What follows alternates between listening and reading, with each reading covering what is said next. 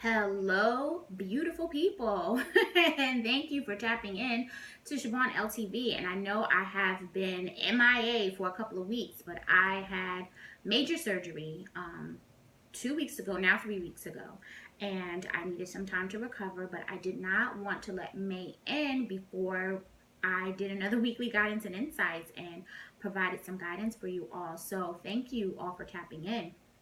And to those of you who are newly subscribed, what are weekly insights and guidance? Weekly insights and guidance are simple 4 actionable steps that you can apply in real time that allows you to attune to the energies that are surrounding you as well as your own unique universe. It is uh, what I like to call almost a forecast of what your week may be or what to be aware of so that you have a reference guide to refer back to. You can always come back to these videos. These videos live on the YouTube channel. You can always come back to these videos, and it allows you to connect the dots and be more present and be, again, more aware of how your days, your weeks are going, so that you can recognize the synchronicities that are happening, you can recognize the patterns that are happening, and that you can make conscious decisions on how to navigate your unique human experience. Our 4 actionable steps comes from the Trust Your Vibes Oracle deck by Shoppe. And if you are working to strengthen your own intuition, or if you need journal prompts, if you're getting into journaling, these are perfect for personal practice and journal prompts. If you are a professional practitioner, these are great to incorporate into your spreads. If you are an oracle reader strictly, these are great. These are perfect for quick oracle reads, quick refreshers. If you like to incorporate them into your tarot oracle cards, into your tarot spreads as well, these are perfect. That are very quick and direct and literally actionable. So these are great if you are a professional practitioner as well. I am in the hottest room in my apartment, so this is going to be quick, but not so quick because the heat rises, because I'm on the upper level floor, so the heat rises and the heat is going to rise. I'm in Jersey. It is going to be almost 90 degrees today, and I want to keep my bearings together. So this one is going to be a little quicker than most. I have pre-shuffled and pre-pulled the cards with the in lieu of time, because I don't want to be sweating on the video with you all. So let's get right to it. Step 1 in this week's guidance and insights is back to basics. And if you have been following weekly insights and guidance since its inception, back to basics is one of the standard cards that is always somehow pulled, where the divine wants us or encourages us to recall our foundation. So if you see on the card, we have fruit, water, rest, and exercise. Which exercise is an interesting one that you'll see a little bit later on. And these are the foundations of how to survive in the human body. So our human body needs proper nutrition, needs water, needs hydration, needs rest, and needs exercise. Those are the basic foundations of how to live your life as a human being, right? So as a spiritual being, what are the foundations that you need or that you utilize to live your life as a spiritual being? Those are your basics. That is your foundation. As we grow and we evolve, we incorporate new methods, new energies, new practices into our spiritual growth, into our human development. And this is the divine reminding us to not to let all the new age stuff that we've acquired take away from the foundation that has kept us stable, that has kept us steady, and that has kept us grounded. So step 1 in this week's guidance and insights is back to basics. Step 2 in this week's guidance and insights, what do you love? And this question, I find, always puts people at a standstill, because a lot of people have no idea what they love. A lot of people have no idea what their passions are. So this is a reflective question. This week, you may be prompted to sit down and ask yourself, what do you love? We are in the final week of May, and if we are following a 12-month calendar, if we're following the 12-month calendar, June is the midpoint of the year, right? If we're following the astrological calendar, June is only the 3rd month of the year, right? But if we're following a fiscal calendar, right, June is our midpoint. It's our half of year. So at that point, excuse me, we get reflective on what we've done from January to June. What have you accomplished? And those things that you have accomplished, have they been bridges and steps that have gotten you to the point of getting to do what you love, getting to do what fills your soul, what brings you pleasure? So maybe you may not know specifically what you love, because to you love may be a relative word, right? What brings you pleasure? What fulfills you?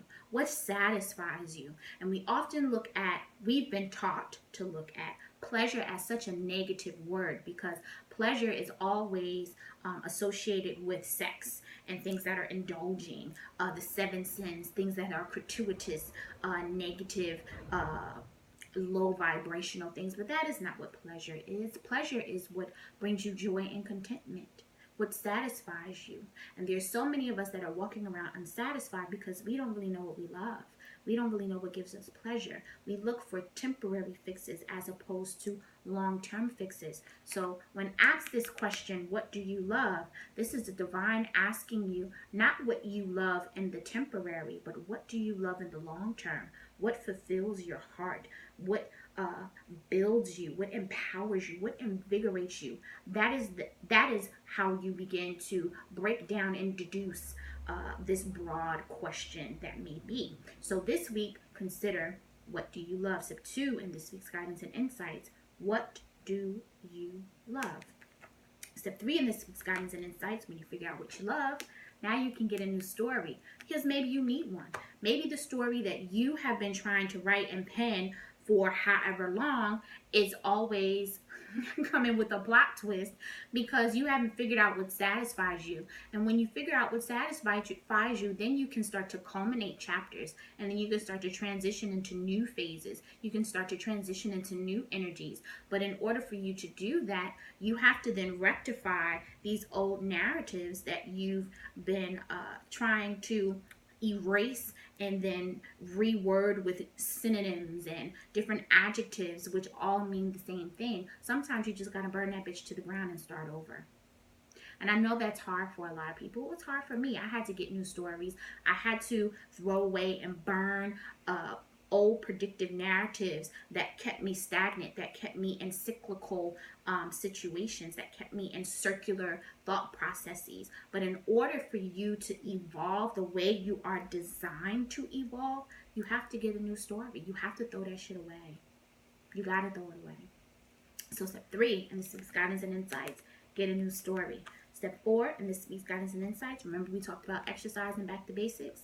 Exercise Your Vibes, one of my favorite cards. And Exercise Your Vibes is literally sweat equity. It is you moving your body to release all that energetic cash that you've accumulated throughout the week, throughout the month, throughout the day, right? Because we are energetic beings. And as energetic beings, whether you believe you are energy or not, whether you believe you are empathic or not, we acquire and we absorb energy from everything that is around us, from everyone that we come in contact with. And if you might be an empathic person and you have no idea how to maneuver your energy and how to protect and guard your energy, you're tapping into everything that is around you, right? So exercising your vibes is doing the actionable things, moving your body in ways that you can expel that excess energy. Cardio is a great way to exercise your vibes. Getting into nature, attuning to nature, going up to a walk in a park is a great way to exercise your vibes. Be a tree hugger. You can exchange energy with a tree and let that shit go. Yoga is a great way to exercise your vibes. Meditation is a great way to exercise your vibes. But that is you allowing yourself to quiet your mind so that you can allow your body to naturally release what no longer belongs to you or what never belonged to you in the first place. Those toxins that make it hard for you to separate what's really your energy and what's really your vibration, as opposed to what's someone else's vibration and even someone else's frequency. So step 4 in this week's guidance and insights, exercise your vibes. Now let's wrap up. Step one in this week's guidance and insights is back to basics. This is about you grounding down and getting back to the foundation that helped you stabilize yourself to get to the point where you are now. Although it is great to evolve and acquire all this new information and consume new information, the basics is always what's going to keep us disciplined and what's going to keep us centered. So step two in this week's guidance and insights, what do you love?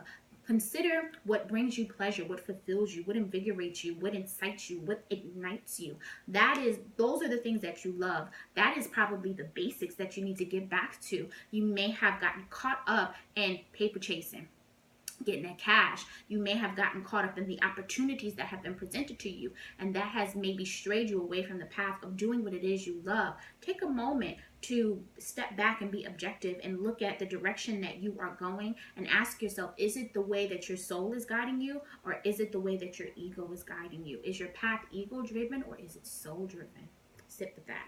Step three in this week's guidance and insights, get a new story. Maybe it is when you start to do what you love, you can then rewrite the story and you can redirect yourself on the path that you need to go. Maybe it's old narratives that have keep you stagnant, that have keep you in cyclical situations, that are keeping you repeating patterns. Now it's time to snip the root and plant new seeds so that you can blossom new stories into your own internal and fertile garden. And step four in this week's guidance and insights, exercise your vibes. It's all about sweat equity. It's all about releasing energetic cash that is excess within you, or energy that you have accumulated that is not even yours. It is about allowing yourself to quiet your mind so that you can begin to attune to your own energy, so that you can know what your own energy, your own vibration, and your own frequency feels like, so that you can then properly separate what doesn't belong to you and what does belong to you, and know how to protect and guard yourself moving forward. So these are our steps in our weekly guidance and insights. I am going to pull a card for focus, and the card comes from the 3rd edition of the Sacred Symbols deck by Marcella Kroll. Love this deck. I'm so excited to actually get this deck, and our card for this week, our focus card, is Shadow. And I'm actually going to read what she has for this card. Pulled right to it. I'm going to read what's in the guidebook, because I think, aside from what I can interpret, I think knowing what was set for this card is quite important. So, Shadow. What is hiding in the dark?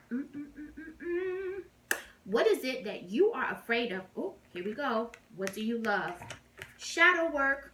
Here we go. What is it that you're afraid of or don't want to see? This card comes to tell you that all cannot be in the light, because there must be a balance. Exploring the beast requires you to confront those unhealed parts of yourself, those aspects you deemed unworthy or unlovable.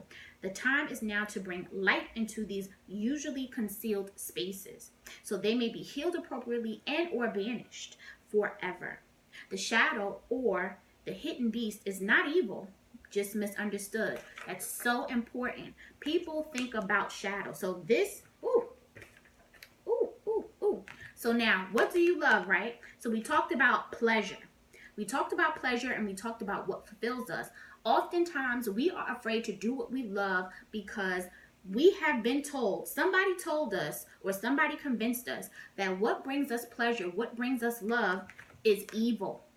It is not evil. It is misunderstood and is often misguided. So that is what the shadow is. That is what shadow work is about. It's about attuning to those hidden and those deep, dark places that are not evil, but just misunderstood, and understanding how to integrate that into the light-filled self that you are in the process of building, because we are both light and dark. Remember that duality. We are both light and dark. So your shadow is surfacing so that you can address it and that you can understand how to better incorporate it into your life. Message. However, do tread carefully as you dive into sensitive territory. Humor, why not a solution, can help ease the growing pains of learning how to best work with and integrate your shadow aspect with compassion. The symbol of the shadow is the beast, as you can see. The beast is the hidden mythological monster under our beds and in our closets. It is the repressed parts of ourselves that we believe unlovable, unworthy, or fear inspiring. Ironically, it is also the place where some of our most hidden and valuable strengths are to be discovered. When you deal with your shadow, you can then figure out what you love. And when you figure out what you love, that is what's going to help you get back to basics, rediscover your strengths, and get a new story. You're welcome. Thank you for tapping in to our weekly insights and guidance. I hope something said here is impactful to you and for you. If you would like to book a one-on-one session with me, I'll have the link in the comments on the page. Thank you again, as always, for tapping in. If you have any questions, please feel free to leave any comments there. I'll also leave my email there, and you can email me if you have any comments. And tune in again. Love and light.